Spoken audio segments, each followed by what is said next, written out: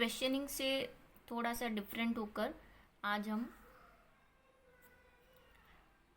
थोड़ा सा learning theories के बारे में पढ़ेंगे, थ्योरी पोर्शन पढ़ेंगे आज। और उसमें आज हम थॉर्नडाइक की थ्योरी पढ़ेंगे, लेकिन उससे पहले हमें लर्निंग की डेफिनेशन पता होनी चाहिए। मीन्स अधिगम क्या होता है ये पता होना चाहिए। तो आपकी बुक्स के अंदर बहुत सारी डिफरेंट डिफरेंट जो साइंटिस्ट थे, जो साइकोलॉजिस्ट थे, उन्होंने डिफरेंट डेफिनेशन दे रखी है, अलग अलग डेफिनेशन दे रखी है। उसमें से कुछ जो इम्पोर्टेंट है वो देखेंगे हम, जिसमें कॉमन जो डेफिनेशन है अधिगम की परिभाषा है वो ये है कि व्यक्ति के व्यवहार, परीक्षण, अनुभव के कारण आए सभी स्थायी परिवर्तन को अधिगमन कहते हैं। व्यवहार मीन्स बिहेवियर, प्रशिक्षण मीन्स ट्रेनिंग, एक्सपीरियंस की वजह से हमारी लाइफ के अंदर जो परमानेंट चेंजेस आ जाते हैं, जो हम परमानेंटली सीख लेते हैं, लर्न कर लेते हैं, उसे हम अधिगमन कहते हैं। वो स्थायी परिवर्तन होना चाहिए, टेम्परेरी नहीं होना चाहिए। अगर वो जो परिवर्तन है या जो चेंज आया है वो अगर टेम्परेरी है, कुछ टाइम के लिए आया है और फिर उसे हम भूल गए हैं, तो वो हमारी लर्निंग नहीं होगी। लर्निंग कब होगी? जब वह जो भी चीज़ हमने सीखी है हमारे बिहेवियर से, ट्रेनिंग से, हमारे व्यवहार से, प्रशिक्षण से और एक्सपीरियंस से, अनुभव से सीखी है, अगर वो हमारी लाइफ के अंदर परमानेंट सी बन जाए तो हम उसे लर्निंग कहेंगे। तो ये जो कॉमन डेफिनेशन है लर्निंग की वो है। उसके बाद कुछ फेमस परिभाषाएं हैं, जिसमें वुडवर्थ की एक, नवीन ज्ञान और नवीन प्रतिक्रिया को प्राप्त करना या प्रक्रिया को ही क्या कहते हैं? अधिगमन कहते हैं। तो वुडवर्थ की ये फेमस डेफिनेशन है और कई क्वेश्चंस में ये आई है, कई बार आ चुकी है, तो इसे आपको याद रखनी है, ध्यान में रखना है। और एक नेक्स्ट जो मैं बता रही हूँ वो आप गेस करेंगे, बताएंगे कि ये किसकी है, तो आपको थोड़ा आइडिया होगा। जैसे ये अधिगमन व्यवहार का उत्तरोत्तर अनुकूलन की प्रक्रिया है, पता होनी चाहिए आपको, क्योंकि ये भी एक फेमस साइंटिस्ट, साइकोलॉजिस्ट की डेफिनेशन है, परिभाषा है। और ये जो परिभाषा है वो है स्किनर की। तो ये दो स्पेशली मैं इसलिए बता रही हूँ, और भी है, क्रो एंड क्रो की भी है कि ज्ञान और अभिव्यक्ति की प्राप्ति ही अधिगमन है। तो बहुत सारी है, लेकिन जिन पे क्वेश्चंस आ चुके हैं लास्ट पेपर्स में, उस वो दो मेन डेफिनेशन ये है। तो इन लर्निंग थ्योरीज जो है, लर्निंग अधिगमन सिद्धांत जो है, उसमें से हम आज एक सिद्धांत को देखेंगे, आज एक लर्निंग सिद्धांत को देखेंगे और इंग्लिश और हिंदी दोनों में देखेंगे। तो आज हम थॉर्नडाइक का सिद्धांत पढ़ेंगे।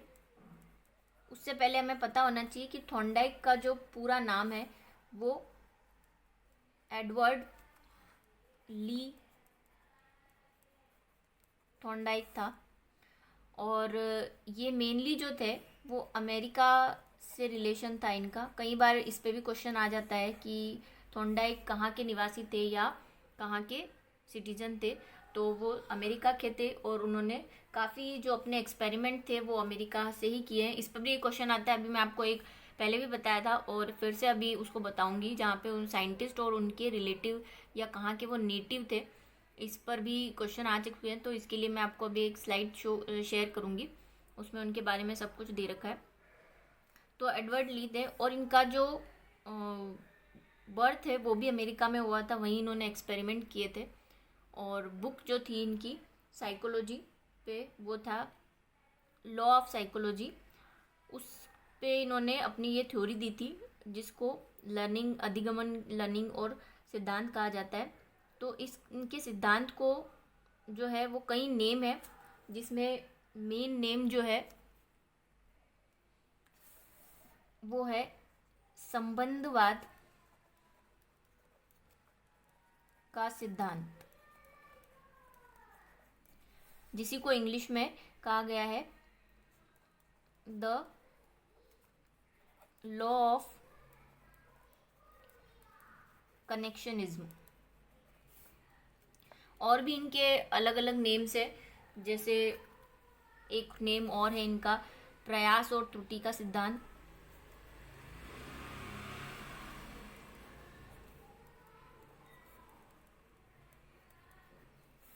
जिसको इंग्लिश में ट्रायल एंड एरर के नाम से भी जाना जाता है। और भी है बॉन्ड थ्योरी, एक एसआर थ्योरी भी कहा जाता है इसे, जिसको हिंदी में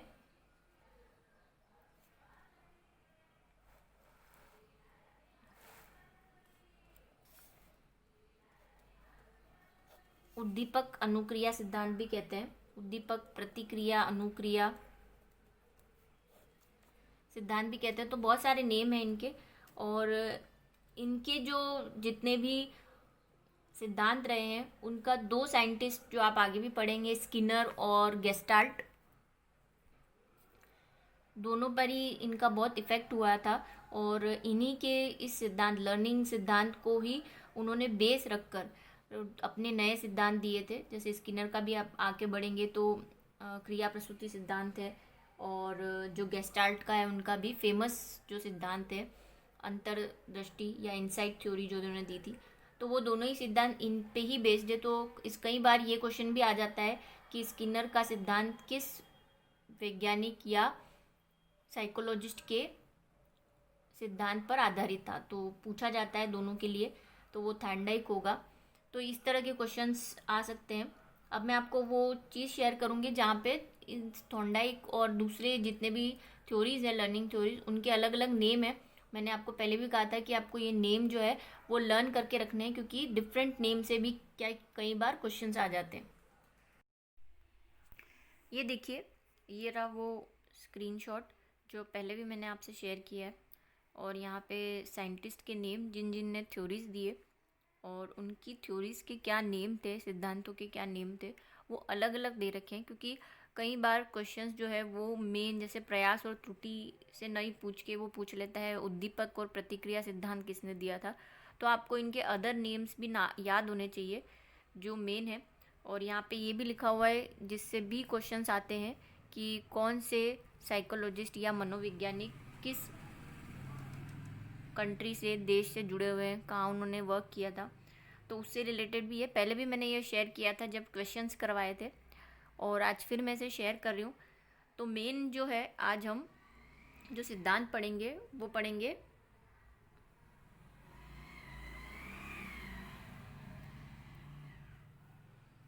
थॉर्नडाइक का सिद्धांत। और देखिए इसमें थॉर्नडाइक के सिद्धांत के कई नेम दे रखे हैं जो मैंने आपको बताया, प्रयास और त्रुटि जिसको ट्रायल एंड एरर थ्योरी भी कहते हैं, उद्दीपक प्रतिक्रिया जिसे एसआर थ्योरी या स्टिमुलेट रिस्पॉन्स थ्योरी भी कहते हैं, अधिगमन का बंध सिद्धांत भी कहा जाता है इसे, जिसमें बॉन्ड थ्योरी ऑफ लर्निंग कहा जाता है, बॉन्ड थ्योरी ऑफ लर्निंग, संबंधवाद का सिद्धांत कनेक्शनिज्म थ्योरी भी कहा जाता है, संयोजनवाद का सिद्धांत जिसको भी इंग्लिश में कनेक्टिविज्म की थ्योरी कहा जाता है। तो बहुत सारे नेम हैं इनके, और इन्होंने अपना जो प्रयोग है वो भूखी बिल्ली पे किया था, और मछली के साथ जो उद्दीपक रखा था, यानी स्टिमुलेट जो रखा था वो मछली रखी थी उद्दीपक के रूप में, और बिल्ली बंद की थी उन्होंने पिंजरे के अंदर, ताकि बिल्ली उस मछली को पाने के लिए कैसे कैसे ट्राई करती है, और उनकी कमियां जो एरर आते हैं उसके अंदर, उससे वो कैसे सीखती है, इस पे उन्होंने अपनी थ्योरीज दी थी। देखिए ये उनके एक्सपेरिमेंट का एक पिक्चर है जो मैं यहाँ पे शेयर कर रही हूँ, और उन्होंने इस तरह का एक बॉक्स बनाया था जिसके अंदर बिल्ली रखी थी, और एक मैकेनिज़्म सेट किया था, एक मशीन सेट की थी कि बिल्ली अलग अलग तरह से ट्राई करती है। यदि वो जैसे रेड बॉल है उसको टच करेगी तो इस बॉक्स में कुछ चेंज होंगे, फिर अगर वो पंजा मारेगी, एक उन्होंने लीवर रखा था अंदर, उस पर पंजा मारेगी तो अलग चेंजेस होंगे। पर एक ऐसा चेंज था जिससे सिर्फ गेट खुलता था, जो मेन ट्रैप डोर है वो खुलता था। तो उसने बहुत सारी चीज़ें की, और फिर उसने कई तरह के ट्राई किए, फिर उसमें एरर आया, मीन्स उसने बहुत सारी कोशिशें की, उसमें बहुत सारे उसको सक्सेस नहीं मिली, सफलता नहीं मिली, तो वो करती गई, और आखिरकार फिर गेट खुल गया, और इस तरह उसे अपने काम में सफलता मिली। तो इसी को उन्होंने स्टिमुलेट रिस्पॉन्स थ्योरी यानी उद्दीपक प्रतिक्रिया, यानी उसके पास एक उद्दीपक था। दोनों ही से मैं आपको रिलेट करके बताऊंगी। पहले अगर हम एसआर थ्योरी क्यों कहते हैं इसे वो देखें, यानी स्टिमुलेट रिस्पॉन्स उद्दीपक प्रतिक्रिया क्यों कहते हैं, क्योंकि उन्होंने एक उद्दीपक रखा था, यानी मछली रखी थी और उसको पाने के लिए उसे प्रतिक्रिया करनी थी, रिस्पॉन्स करना था, और वह रिस्पॉन्स करते रहेगी जब तक कि उसे सक्सेस ना मिले, सफलता नहीं मिले। तो यहाँ पे उनकी थ्योरी का ये कहना था कि अगर हम कोई भी चीज़ सीखना चाहते हैं तो हमें कई चीज़ सीखने के लिए हमारे सामने कोई उद्दीपक होना चाहिए, कोई ऐसी मछली होनी चाहिए कह सकते हैं जहाँ पे हमें पहुँचना है, कोई हमारा टारगेट होना चाहिए जिससे हम सीखना। जैसे अगर आप साइकिल सीखना चाहते हैं तो आपका एक टारगेट है कि आप साइकिल सीखना चाहते हैं, तभी आप उससे रिलेटेड सारी कोशिशें करेंगे। पहले आप साइकिल पर चढ़ेंगे, बैलेंस बनाने की कोशिश करेंगे, हैंडल को सही करना सीखेंगे और आपको लगेगा कि इस तरह से हैंडल रखने से, इस तरह से पैडल मारने से साइकिल सही चल रही है।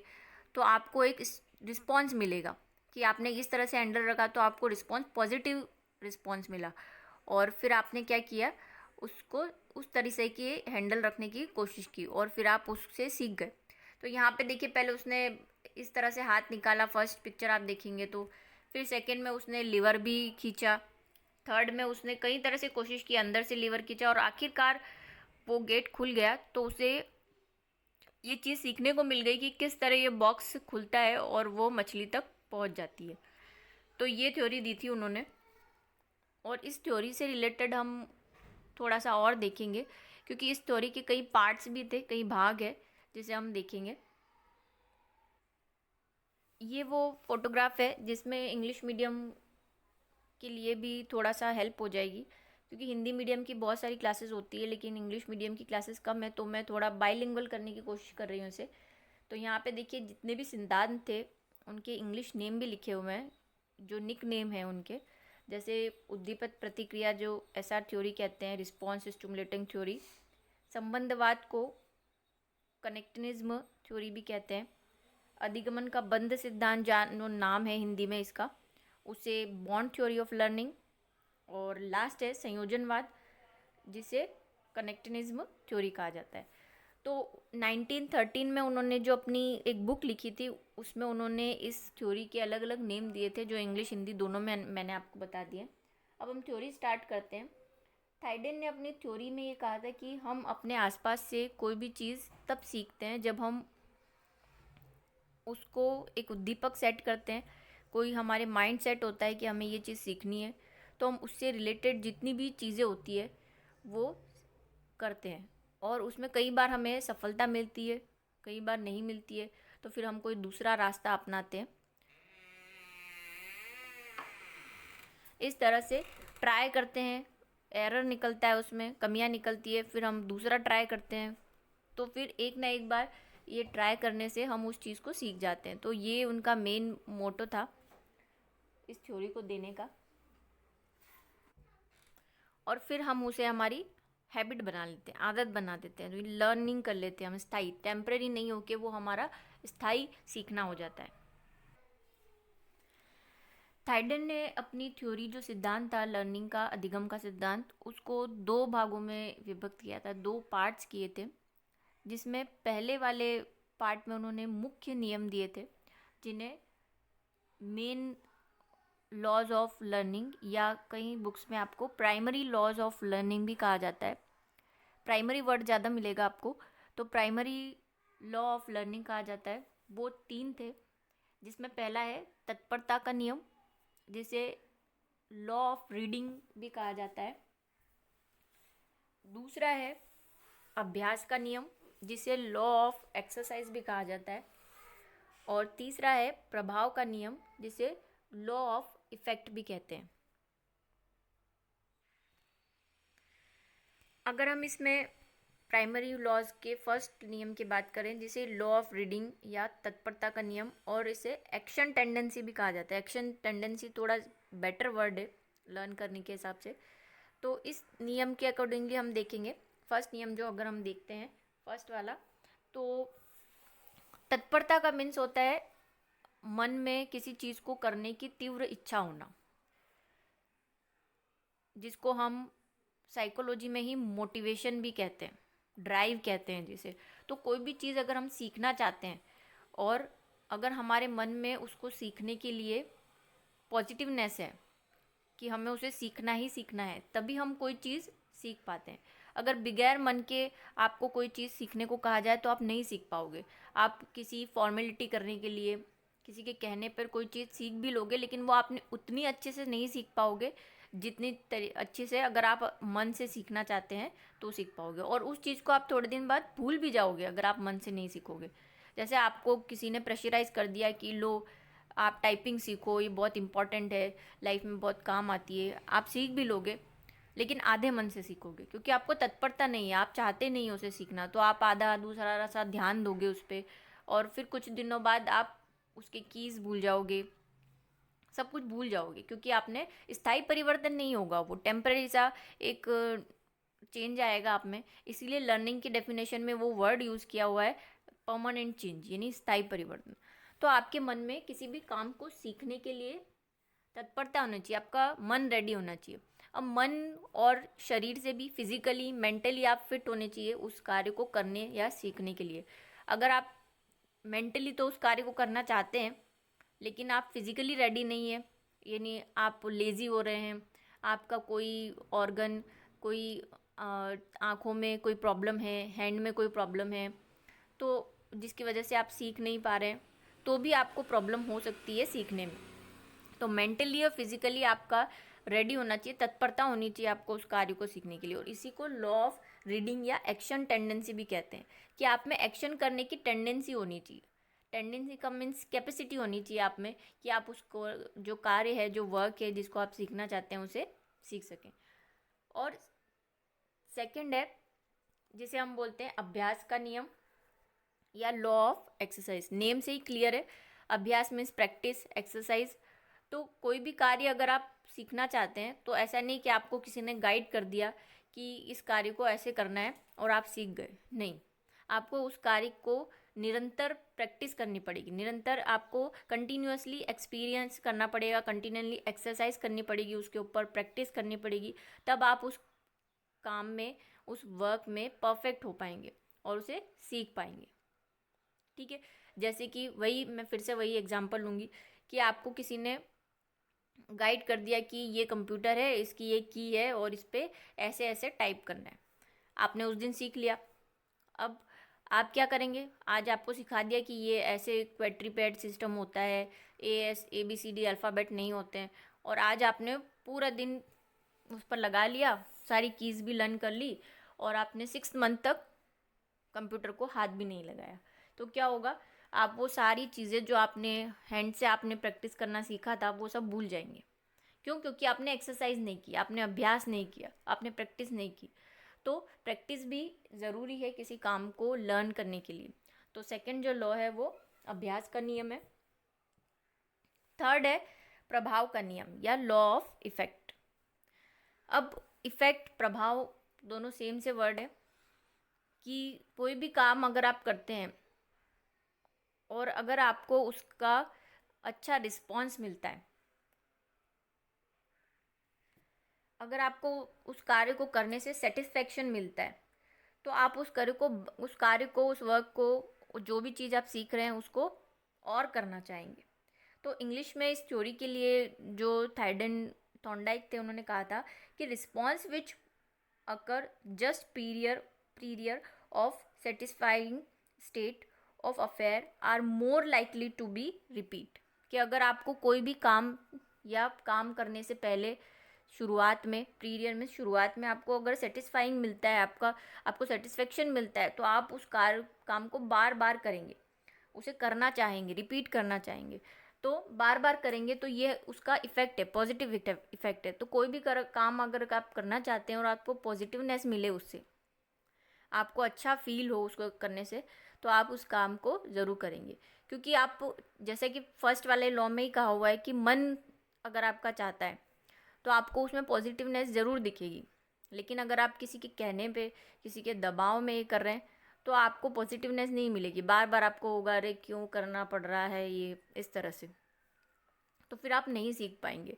तो इफ़ेक्ट अच्छा होना चाहिए, सेटिस्फैक्ट्री होना चाहिए ये, कि आप जो कार्य कर रहे हैं उसमें आपको मज़ा आ रहा है, एन्जॉयमेंट हो रहा है। जैसे बिल्ली में उन्होंने जो किया था कि बिल्ली जो थी वो उसने जब लीवर को प्रेस किया लास्ट टाइम, जब उसने लास्ट अटेम्प्ट किया और लीवर को प्रेस किया तो गेट खुल गया। तो जैसे ही गेट खुला, इन इफेक्ट कैसा हुआ, पॉजिटिव इफेक्ट हुआ, प्रभाव अच्छा हुआ। तो उसे पता चला कि लीवर दबाने से गेट खुल रहा है, यानी कि इस काम को करने से मुझे सेटिस्फैक्ट्री मिल रही है, मुझे वो जो स्टूमुलेट जिसको मैं पाना चाह रही थी, फिश पाना चाह रही थी, वो मिल रही है। तो अब वो बार बार, जितनी भी बार उसे बॉक्स में रखा गया, उसने सीधे क्या दबाया, लीवर ही दबाया, क्योंकि उस काम के लिए उसको अच्छा इफेक्ट मिला। तो ऐसे ही किसी भी काम को करने से अच्छा इफेक्ट मिलेगा तो आप उस चीज़ को अच्छे से लर्न कर पाएंगे। तो थर्ड वाला भी हो गया। अब नेक्स्ट जो लॉज हैं, ये तो हो गए प्रीरियर या प्राइमरी लॉ ऑफ लर्निंग। एक उन्होंने दिए थे एडिशनल लॉ, जिसे हम हिंदी में गौण नियम भी कहते हैं। ये देखिए, इसे एडिशनल नियम या हिंदी में गौण नियम कहा जाता है इसे। इसको उन्होंने 5 और नियम दिए थे इसके अंदर, या इनको बोल सकते हैं सब लॉज दिए थे। जिसमें पहला है बहुप्रतिक्रिया नियम, इसको एक्सप्लेन भी करूँगी मैं, और जिसको मल्टीपल रिस्पॉन्स या वेराइड एक्शन भी कहा जाता है। सेकेंड है मनोवृत्ति, सेट और एटीट्यूड लॉ। थर्ड है आंशिक क्रिया, पार्शियल और प्रीपोटेंसी ऑफ एलिमेंट का लॉ। साहचर्य का नियम, जैसे लॉ ऑफ एसोसिएटिव शिफ्टिंग। और फिफ्थ है आत्मीकरण का नियम, जिसे law of response of by analogue भी कहा जाता है, तो ये मैं थोड़ा सा मिस्टेक हो गई है इसमें। ये आत्मीकरण का जो नियम है ये फोर्थ है और साहचर्य वाला फिफ्थ है, क्योंकि हम थोड़ा स्टेप बाय स्टेप चलेंगे तो इसे लर्न करना भी थोड़ा ईजी हो जाएगा। अब देखिए, फर्स्ट लॉ है जो है बहुप्रतिक्रिया। बहु मतलब मल्टीपल, प्रतिक्रिया मीन्स एक्शन, और यहाँ पे जो एक्शन को उन्होंने रिस्पॉन्स वर्ड दिया हुआ है, इसलिए मल्टीपल रिस्पॉन्स हो गया। और वेराइड एक्शन भी कह सकते हैं, वही बहुत सारी प्रक्रियाएं। तो इस नियम के अंतर्गत, या इस जो एडिशनल नियम था, गौण नियम था, इसके उन्होंने कहा कि जब कोई भी कार्य हम करते हैं तो उसके अंदर हमें बहुत सारी और भी क्रियाएं करनी पड़ती है उससे रिलेटेड। जैसे मैंने आपको कहा कि आपको कोई खाना बनाना है, सब्जी बनानी है, सिंपल सा एक एग्जांपल है। तो सब्जी बनाना ये नहीं है कि सब्जी लाए, कढ़ाई में डाल दी और सब्जी बन गई। उसके लिए आपको प्याज काटना भी आना चाहिए, तो ये भी उसका क्या हो गया, एक पार्ट हो गया। फिर आपको उसके लिए जो है सब्जी काटना भी आनी चाहिए, आपको पता होना चाहिए गैस कैसे ऑन करते हैं, आपको पता होना चाहिए मसाले किस तरह कौन कौन से हैं। तो ये सारी चीज़ भी आपको सीखनी पड़ेगी। तो ये सारे उस काम को करने के लिए आपको वेराइड एक्शन करने पड़ेंगे, ठीक है, मल्टीपल रिस्पॉन्स करने पड़ेंगे आपको उस कार्य के लिए। खाली एक कार्य करना से ये नहीं कि सिर्फ वो एक ही कार्य, उसमें और सारी बहुत सारी चीज़ें ऐड होती रहती है। तो ये हो गया बहुप्रतिक्रिया नियम, समझ में आ गया होगा आई होप आपको। और सेकंड है मनोवृत्ति। मनोवृत्ति का मतलब सेट ऑफ माइंड या एटीट्यूड। आपका एटीट्यूड भी कैसा होना चाहिए, पॉजिटिव। जैसा फर्स्ट में ही उन्होंने बोल दिया कि आपका मन सही होना चाहिए, आप तत्पर होने चाहिए उस कार्य को, उसी को उन्होंने थोड़ा सा यहाँ पर गौण नियम में भी क्या है कि आपका एटीट्यूड, अगर आप चाहते हैं, आप ये सोच लें आपका एटीट्यूड नेगेटिव है कि मुझे सब कुछ आता है, मुझे कोई सीखने की ज़रूरत नहीं है, तो आप कभी कुछ नहीं सीख पाएंगे, क्योंकि आप में एक एटीट्यूड ऐसा है कि मुझे सीखने की ज़रूरत नहीं है, सेट ऑफ माइंड नहीं है आपका, ठीक है। जैसे कोई क्रिकेटर है, अगर उसने सोच लिया कि मुझे सिर्फ सेंचुरी बनानी है, तो वो सेंचुरी तक ही बनाएगा, और सेंचुरी बनाने के बाद हो सकता है वो आउट हो जाए। और आपने कहीं देखा भी है, कई जो क्रिकेटर है वो 100 पे आउट हो जाते हैं, क्योंकि वो सिर्फ एक मार्क्स अंदर माइंड में फिट कर लेते हैं कि मुझे 100 तक पहुंचना है, तो वो उससे ज़्यादा रन नहीं बना पाते। ऐसे ही कोई बच्चा अगर सोच ले कि नहीं मैं सबसे इंटेलिजेंट बच्चा हूँ इस क्लास में, मुझसे इंटेलिजेंट कोई नहीं है, तो वो कभी कोई चीज़ नहीं सीख पाएगा, क्योंकि उसे प्राउड है, उसका एटीट्यूड अच्छा नहीं है। और अगर आप एक शिक्षक हैं, टीचर है, तो आपने कई ऐसे बच्चे देखे होंगे जिन्हें बहुत एटीट्यूड उनका रॉन्ग डायरेक्शन में होता है, तो वो सीख नहीं पाते। तो सेकेंड वाला नियम यही कहता है कि आपका सेट ऑफ माइंड और एटीट्यूड पॉजिटिव होना चाहिए। थर्ड है आंशिक क्रिया या पार्शियल। देखिए पार्शियल या प्रीपोटेंटी, अब इसमें दो तरह की चीज़ें आपको दिखेगी। एक तो नेम से क्लियर है कि आंशिक, कि कोई भी कार्य करने के लिए आपको उस कार्य को छोटे छोटे भागों में बांटना पड़ता है, और जब आप वो छोटे भाग जो हैं वो सारे सीख लेते हैं तो इसका मतलब आप काम सीख लेते हैं। जैसे मैंने आपको खाने का एग्जाम्पल दिया था कि अगर आपको कोई सब्ज़ी बनानी है तो आप प्याज काटेंगे, सब्जी काटेंगे, मसाला भुनेंगे, गैस जलाएंगे, तो ये सारी चीज़ें उसके भाग हैं, छोटे छोटे आंशिक भाग हैं, ये उसके पार्शियल पोर्शंस हैं जो आप करेंगे। और जब आप ये कंप्लीट कर लेंगे तो आप अपना काम सीख लेंगे। तो बहुत सारी आपको पार्शियल चीज़ें सीखनी होती है, उनको कंप्लीट करना होता है, तब जाके आपका एक कार्य कंप्लीट होता है। और दूसरी चीज़ इसमें एक ये है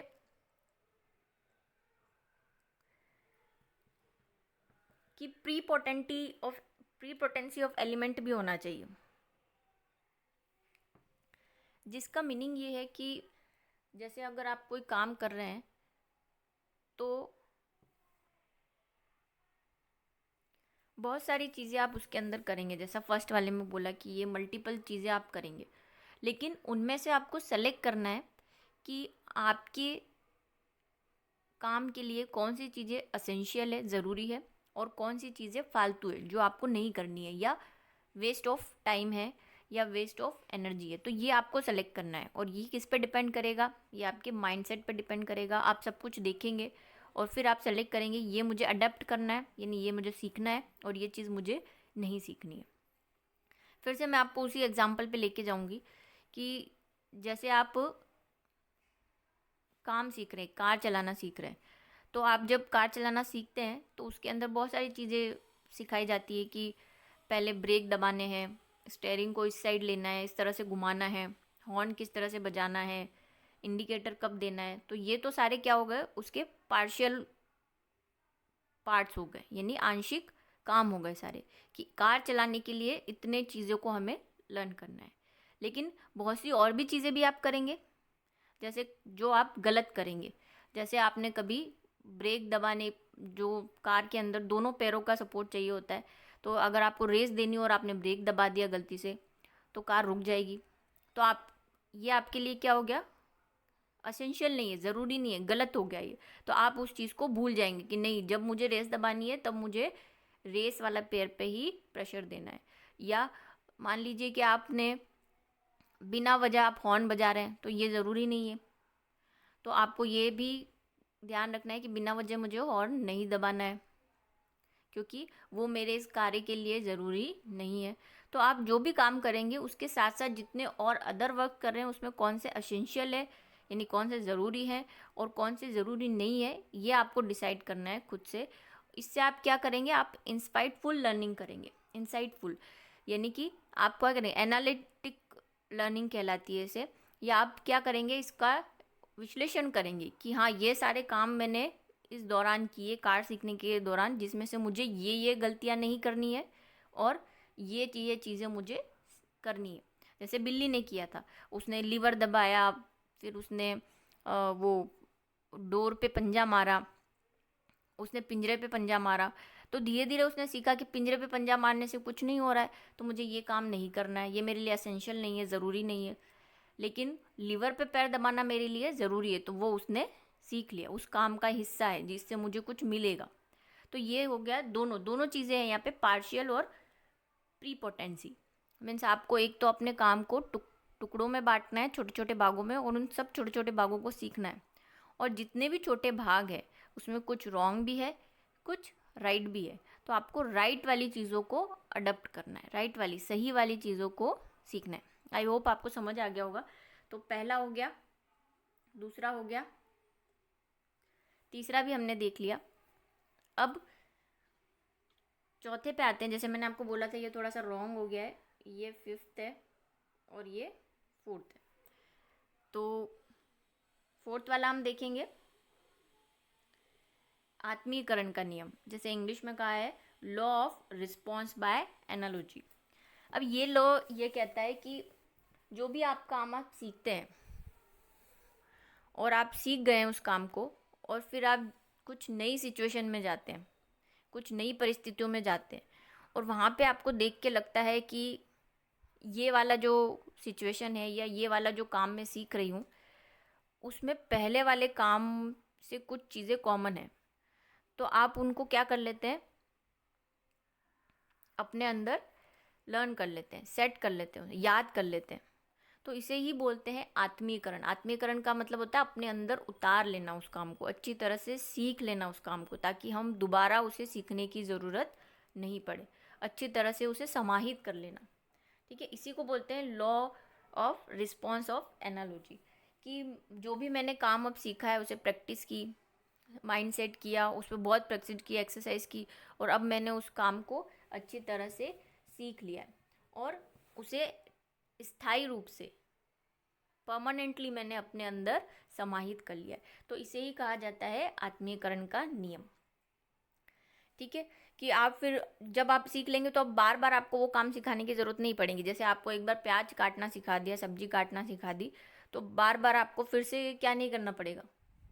जब भी आप सब्जी बनाएंगे फिर से प्याज काटना थोड़ी ना सीखेंगे, वो आपने क्या कर लिया, सीख लिया है, वो स्टेबल हो गया है, अब उसमें दोबारा सीखने की ज़रूरत नहीं है। तो ये हमने उसको क्या कर लिया है, आत्मसात कर लिया है, आत्मीकरण कर लिया है, हमने उसको अंदर समाहित कर लिया है, उस रिस्पॉन्स को हमने परमानेंटली लर्न कर लिया एक तरह से। तो ये हो गया फोर्थ। और लास्ट वाला जो है फिफ्थ है, ये भी आपको वर्ड जो इसका है उसे समझ आ रहा होगा, साहचर्य मीन्स सेम सिचुएशन, या law of associative shifting. Shifting के मीनिंग से ही आपको समझ आ गया होगा कि शिफ्ट करना, क्या शिफ्ट करना। लर्निंग की बात करें, अधिगम की बात कर रहे हैं, तो अधिगमन को ही शिफ्ट करने की बात हो रही होगी। और इस पे हमने क्वेश्चंस भी किए हैं, लास्ट जो हमने क्वेश्चंस किए थे उसमें मैंने आपको, अगर आपको ध्यान है तो बताया था, जिसके बारे में अभी हम डिस्कस करेंगे। पहले हम लॉ देख लेते हैं। तो ये लॉ ऑफ एसोसिएटिव का शिफ्टिंग का नियम ये कहता है, साहचर्य का नियम, कि अगर आपने काम कोई सीख लिया है तो आप पहले सीखे गए किसी काम को उसी के जैसी कोई दूसरी सिचुएशन में काम में ले।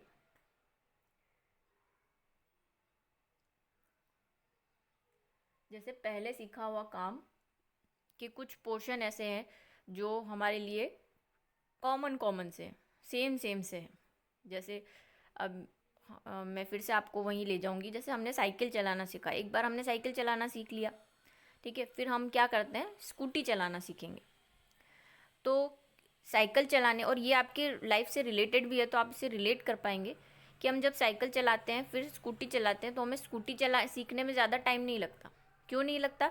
क्योंकि अगर दोनों सिचुएशंस को आप देखें, दोनों लर्निंग को आप देखें, तो साइकिल में भी पहले आपको क्या बनाना पड़ता है, बैलेंस बनाना सीखना पड़ता है, हैंडल को कैसे कंट्रोल करना है वो सीखना होता है। और स्कूटी में भी यही है, सबसे पहले आपको क्या करना पड़ेगा, बैलेंस बनाना सीखना है और हैंडल को कंट्रोल करना सीख। डिफरेंस क्या है दोनों में, वो थोड़ी सी लाइट होती है और स्कूटी जो है वो थोड़ी सी हैवी होती है। उसमें पैडल मारने होते हैं और वो ऑटोमेटिकली स्टार्ट हो जाती है, ऑटोमेटिकली चलती है।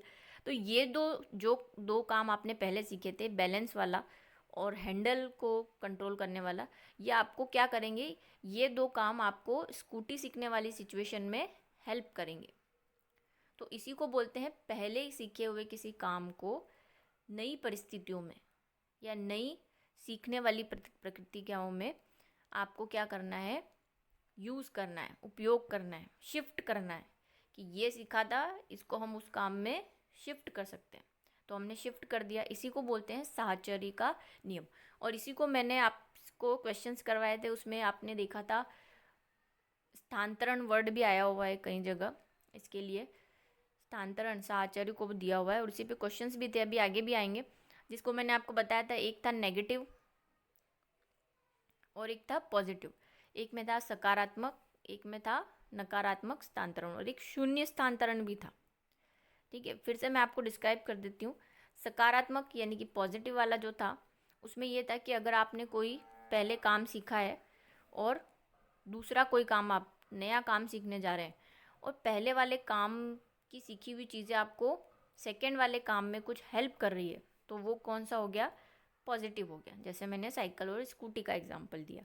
तो वो पॉजिटिव हो गया कि पहले मैंने साइकिल सीखी, वो मुझे हेल्पफुल है स्कूटी सीखने में, तो ये सकारात्मक स्थानांतरण हो गया क्योंकि मैंने उस चीज़ को उसमें यूज़ कर ली। दूसरा है नेगेटिव यानी नकारात्मक, जिसमें आपकी पहले वाली चीज़ जो है वो दूसरे वाली चीज़ को सीखने में बाधा उत्पन्न करती है।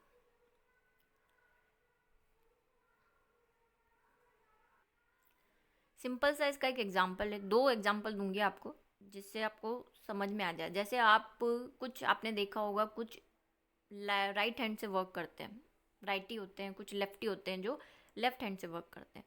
अगर आपने बचपन से सीधे हाथ से काम करना सीखा है, ये भी एक लर्निंग है, हाथों को चलाना भी लर्निंग के अंतर्गत आता है, तो हमने सीधे हाथ से काम करना सीखा है। लेकिन अगर आपको बोले कि नहीं, आपने लिखना सीख लिया है, बड़े हो गए, सीधे हाथ से लिखते आ रहे इतने साल, और अगर आपको बोले कि आप उल्टे हाथ से लिखो तो आपको दिक्कत होती है। क्यों होती है? क्योंकि आपने सीधे हाथ से लिखना सीखा है, और सीधे हाथ से लिखना सीखना आपकी उल्टे हाथ से लिखने के लिए दिक्कत दे रहा है, परेशानी दे रहा है। तो ये कौन सा हो गया? नेगेटिव। ऐसे ही उल्टे हाथ वाला भी है। ऐसा ऐसा तो नहीं है कि हम उल्टे हाथ से भी नहीं लिख सकते, लिख ही नहीं सकते, ऐसा नहीं है। हमने सीधे हाथ से लिखना सीख लिया है जो हमारे उल्टे हाथ से सीखने के लिए नुकसानदायक है, नेगेटिव इफेक्ट दे रहा है, उसको नेगेटिव फीडबैक दे रहा है। और ऐसे ही लेफ्ट हैंड से जो लिखना सीख लेता है उसके लिए राइट हैंड से लिखना मुश्किल हो जाता है। तो ये नेगेटिवनेस हो गई कि एक काम जो आपने सीखा है वो दूसरे काम को सीखने में मुश्किल पैदा कर रहा है, बाधा उत्पन्न कर रहा है। ऐसे ही टाइपिंग का भी है। अगर आप इंग्लिश टाइपिंग सीख लेते हैं तो आपकी फिंगर्स जो है वो वैसे चलती है कि ए यहाँ है, एस यहाँ है, डी यहाँ है। फिर जब आप हिंदी टाइपिंग सीखने जाते हैं तो वहाँ पे और जो लेटर्स अक्षर होते हैं वो अलग अलग जगह होते हैं, वैसे नहीं होते। जहाँ पर ए है वहाँ अ नहीं होगा। हिंदी वाली टाइपिंग में अगर आपने देखा हो तो अक्षरों का अरेंजमेंट अलग होता है। तो जब आप इंग्लिश टाइपिंग सीख लेते हैं तो हिंदी टाइपिंग सीखने में आपको दिक्कत होती है, क्योंकि आपके बार बार फिंगर्स पहले जैसे चलते हैं कि अ तो ए यहाँ होगा, ऐसे तो स नहीं, ऐसा नहीं है। तो आपको हिंदी टाइपिंग सीखने में प्रॉब्लम आएगी। इसका उल्टा भी कह सकती हूँ कि अगर आपने पहले हिंदी सीख ली और फिर इंग्लिश सीखने जाएंगे टाइपिंग, तब भी दिक्कत आएगी। तो ये नेगेटिव फीडबैक है आपका। दोनों एग्जाम्पल से आई थिंक आपको अच्छे से समझ आ गया होगा। तो ये नेगेटिव स्थानांतरण या हम बोल सकते हैं कि नकारात्मक स्थानांतरण है, ये साहचर्य के ही है और उस पर क्वेश्चंस भी आते हैं। और शून्य, कि पहले वाला सीखा हुआ काम दूसरे वाले सीखे हुए काम पे कोई इफेक्ट नहीं डालता, ना तो नेगेटिव ना पॉजिटिव। इसका भी एक सीधा सा एग्जाम्पल, कोई भी एग्जाम्पल ले लीजिए आपके लाइफ में।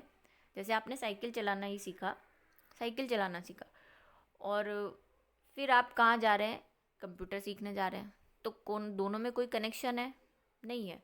साइकिल चलाना अपनी अलग जगह है, कंप्यूटर चलाना अपनी अलग जगह है। दोनों एक दूसरे के काम में ना तो बाधा डाल रहे हैं ना हेल्प कर रहे हैं। ठीक है, तो ये कौन सा स्थानांतरण हो गया? शून्य स्थानांतरण। ठीक है, तो अब हम इससे रिलेटेड कुछ क्वेश्चंस कर लेते हैं।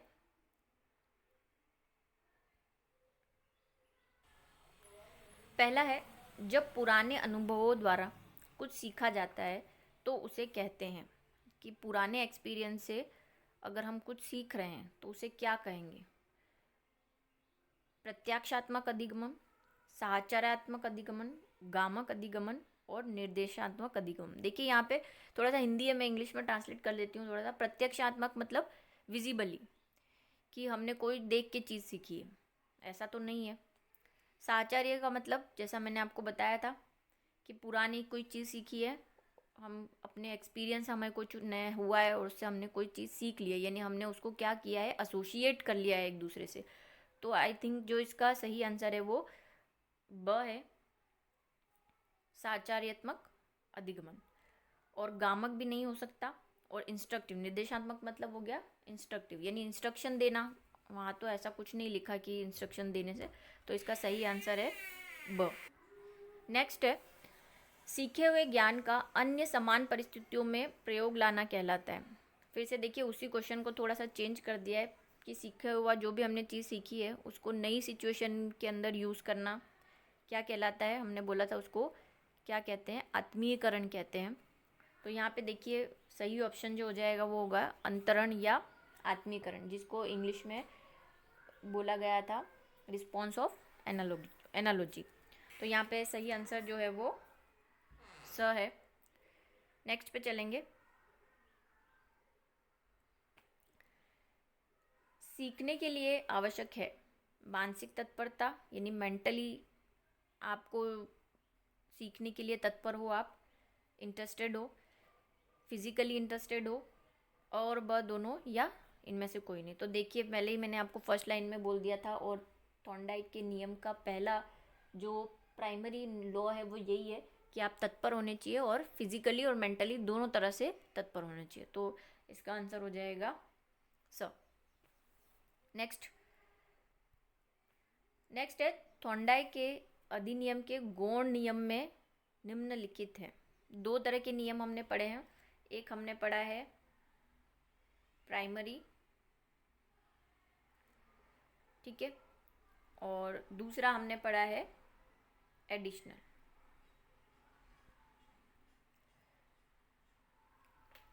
तो दोनों ही नियम में प्राइमरी वाले जो थे वो क्या थे? तत्परता वाला नियम,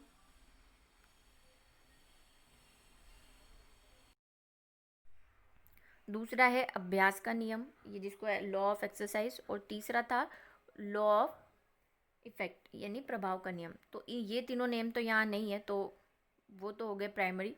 सेकंड वाले जो थे गौण नियम, जिसको एडिशनल नियम कहा गया था, उसमें हमने देखा था बहु प्रतिक्रिया वाला नियम, मल्टीपल रिस्पॉन्स वाला, जो यहाँ पे ऑप्शन में लग रहा है बहुविध, वही सेम सा मीनिंग है, थोड़ा सा हिंदी में सिमिलर वर्ड्स होते हैं, तो ये अ भी है। ब देखिए अनुप्रयोग यानी कि एप्लीकेशन, अगर हिंदी में आप इसको देखें तो एप्लीकेशन, और एप्लीकेशन को अगर हम हमारे जो 5 नियम है उसमें अनुप्रयोग यानी कि किसी सीखे हुए काम का दूसरे काम में अनुप्रयोग करना, प्रयोग करना, तो वो कहाँ से आया था? वो हमने देखा था साहचर्य वाले नियम से देखा था, कि पहले वाली सिचुएशन का जो एप्लीकेशन है, जो यूज़ है, वो हमने दूसरे में उसका यूज़ किया। तो ये अनुप्रयोग भी एक सही ऑप्शन है। अभिरुचि का मतलब होता है एटीट्यूड, ठीक है, आपकी एक कैसा एटीट्यूड है, कैसा माइंडसेट है। तो तीनों देखिए, तीनों ऑप्शन सही है, तो इसका सही ऑप्शन जो हो जाएगा वो हो जाएगा द। नेक्स्ट है बालक प्रारंभ में सीखता है। अब देखिए ये तो आपकी लाइफ से रिलेटेड है। प्रयास व त्रुटि यानी ट्रायल एरर से, सूझ से यानी अपनी समझ से, परीक्षण द्वारा यानी एक्सपीरियंस द्वारा, और उपयुक्त सभी। देखिए कई लोग इसमें उपयुक्त सभी का ऑप्शन सही बताएंगे, लेकिन यहाँ बालक की बात हुई है, और हम अगर बालक की बात करें तो शुरू में उसमें कोई सूझ नहीं होती है, सूझ उसमें एक्सपीरियंस के साथ आती है। और परीक्षण का मतलब होता है प्रयोग करना, एक्सपेरिमेंट करना। तो बालक एक्सपेरिमेंट नहीं करता, वो सिर्फ एक्सपीरियंस करता है, ऑब्जर्व करता है, ठीक है। तो यहाँ पे जो सही आंसर है वो प्रयास और त्रुटि का है, क्योंकि वो एक्सपीरियंस करेगा, और एक्सपीरियंस कैसे करेगा? उससे काम होगा, प्रयास करेगा, ट्रायल करेगा, उसमें एरर होंगे, तो उसे लगेगा नहीं ये काम तो गलत हो गया, नेक्स्ट टाइम दूसरा काम करेगा, उससे उसको अच्छे रिस्पॉन्स मिलेंगे, तो वो फिर से वही काम करेगा।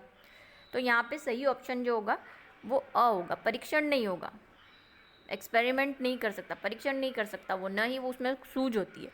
तो इसका सही आंसर जो है वो है अ। तो देखिए आज के हमारे जो क्वेश्चंस है वो यहीं ख़त्म होते हैं, और क्लास भी यहीं ख़त्म होती है। अगर आप आगे भी ये वीडियोस वगैरह देखना चाहते हैं तो मेरे चैनल को सब्सक्राइब कीजिए, कमेंट कीजिए, और लाइक कीजिए, शेयर कीजिए।